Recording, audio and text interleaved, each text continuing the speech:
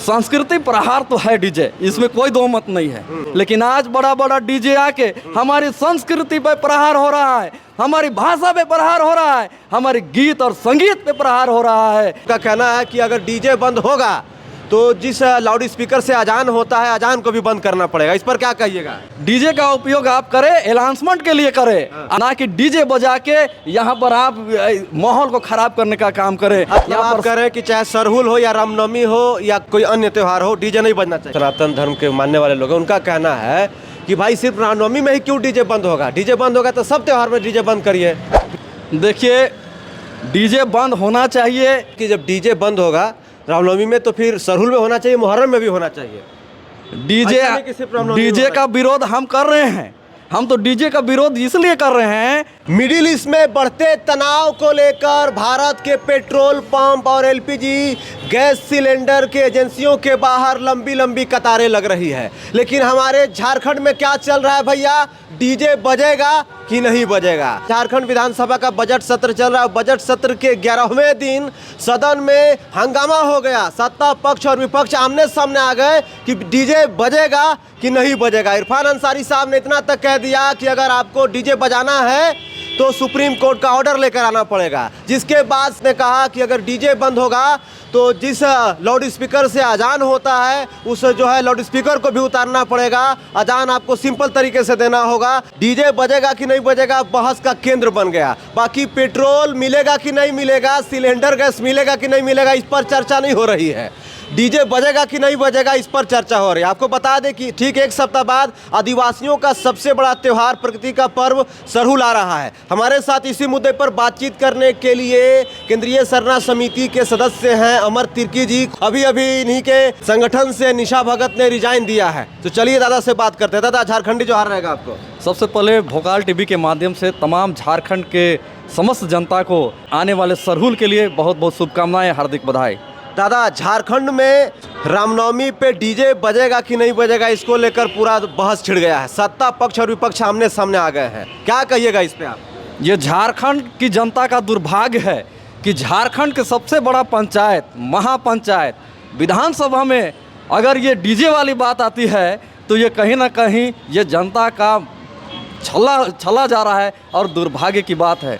क्योंकि जहाँ तक सदन की बात है, पक्ष हो या विपक्ष हो, आपको जनता क्यों भेजती है विधानसभा? आपको इसलिए कि आपके क्षेत्र का जो समस्या है उस समस्या का समाधान करने के लिए आपको भेजा जाता है, आपको अपने क्षेत्र की जनता को आवाज़ बनने के लिए भेजा जाता है। लेकिन आप डीजे की बात करते हैं तो कहीं ना कहीं आप हमारे जनता को ठग रहे हैं। ऐसा नहीं कि अगर यहाँ पर डीजे से ही लड़ाई होगा तो विधानसभा में कैसे यहाँ पर चल पाएगा, जनता का सुख सुविधा कैसे हो पाएगा? और ये तो डीजे वाली बात आ गई। इसलिए और एक बात बता देना चाहेंगे कि एक विधायक ने कहा था, देवघर के विधायक ने कहा था कि फर्नीचर के लिए 3 लाख रुपया मिला है, हम लोग को 10 लाख रुपया चाहिए। ऐसे विधायक को चूल्लू भर पानी में डूब के मर जाना चाहिए, क्योंकि एक अबू आवास में 2 लाख रुपये से कम मिलता है। लोग खेत और बाड़ी बेच के अबू आवास बना रहा है, देर फर्नीचर के लिए 10 लाख बोलता है। ये दुर्भाग्य की बात है। अरे 3 लाख रुपया मिला, जनता का और कितना पैसा आप लोग लूटिएगा, कितना और सुख सुविधा आप लोग यहाँ विधानसभा के पटल में रखिएगा, जनता का सुविधा का ध्यान आप लोग नहीं रखिएगा, कैसे होगा? ऐसे में नहीं चलेगा। सामुदायिक बातों को भी आप विधानसभा में रख रहे हैं, ऐसा नहीं होना चाहिए। हाँ, डीजे वाली बात जब इरफान अंसारी ने कह रहा है तो एक तरफ से बयान आता है कि डीजे बजना चाहिए, लेकिन आप देखेंगे यहाँ पर जुलूस के माहौल में क्या होता है। जिला प्रशासन का, चाहे रामनवमी का जुलूस हो या हमारे सरहुल का जुलूस में देखेंगे, जिला प्रशासन का वहाँ पर मंच बनी रहती है। उस मंच से जिला प्रशासन लॉ एंड ऑर्डर देखता है, विधि व्यवस्था देखता है और अनाउंसमेंट किया जाता है। बड़े बड़े डीजे जब आते हैं तो ऐसी स्थिति में यहाँ पर लॉ एंड ऑर्डर में काफ़ी दिक्कतों का सामना करना पड़ता है। और सरहुल की जहाँ की बात मैं बता दूँ, सरहुल में हमारे पुरखा ढोल नगाड़े गीत और संगीत के साथ यहाँ पर अपने संस्कृति धरोहर को यहाँ पर दिखाने के लिए, एकजुटता का प्रतीक दिखाने के लिए यहाँ पर अल्बर्टेका से लेकर सीरम टोली चौक तक यहाँ पर जाते थे जुलूस के रूप में। लेकिन आज बड़ा बड़ा डीजे आके हमारी संस्कृति पर प्रहार हो रहा है, हमारी भाषा पे प्रहार हो रहा है, हमारे गीत और संगीत पे प्रहार हो रहा है। आज यहाँ पर देख लीजिए, हॉस्टल वालों को मैं बहुत बहुत धन्यवाद देना चाहूँगा। आदिवासी छात्र, हॉस्टल के छात्र और छात्राएं अपनी संस्कृति के साथ, वेशभूषा के साथ में, ढोल और नगाड़ों के साथ में, गीत के साथ में जुलूस में प्रवेश होते हैं। हम लोग मंच लगाते हैं, केंद्रीय सरना समिति के माध्यम से मंच लगता है यहाँ पर मेन रोड में। वहाँ पर देखते हैं कि बड़े बड़े डीजे से आ रहे हैं। यहाँ पर सरहुल में तोके मोके का है ना, शादी करब का है ना, का कहे लगुया, इस टाइप से गाना बजेगा तो हमारा सभ्यता और संस्कृति बचेगा। आप कह रहे हैं नहीं कि बचेगा। मतलब आप कह रहे हैं कि चाहे सरहुल हो या रामनवमी हो या कोई अन्य त्यौहार हो, डीजे नहीं बजना चाहिए।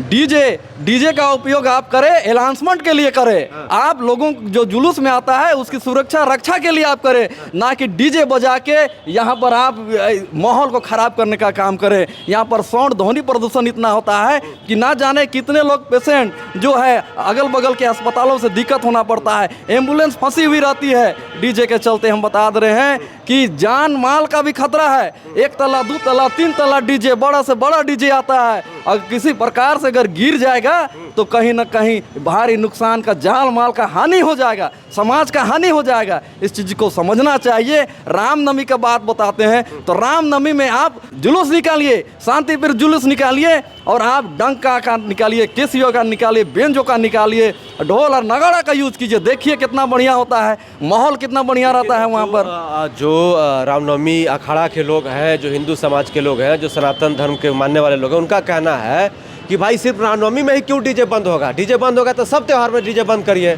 निशा भगत को जानते हैं ना, आप ही के जो है संगठन की जो केंद्रीय महिला मोर्चा की अध्यक्ष रही हैं, उनका कहना है कि अगर डीजे बंद होगा तो जिस लाउड स्पीकर से अजान होता है, अजान को भी बंद करना पड़ेगा। इस पर क्या कहिएगा? देखिए, डीजे बंद होना चाहिए। ये सांस्कृतिक प्रहार तो है डीजे, इसमें कोई दो मत नहीं है। धार्मिक सांस्कृतिक प्रहार है डीजे।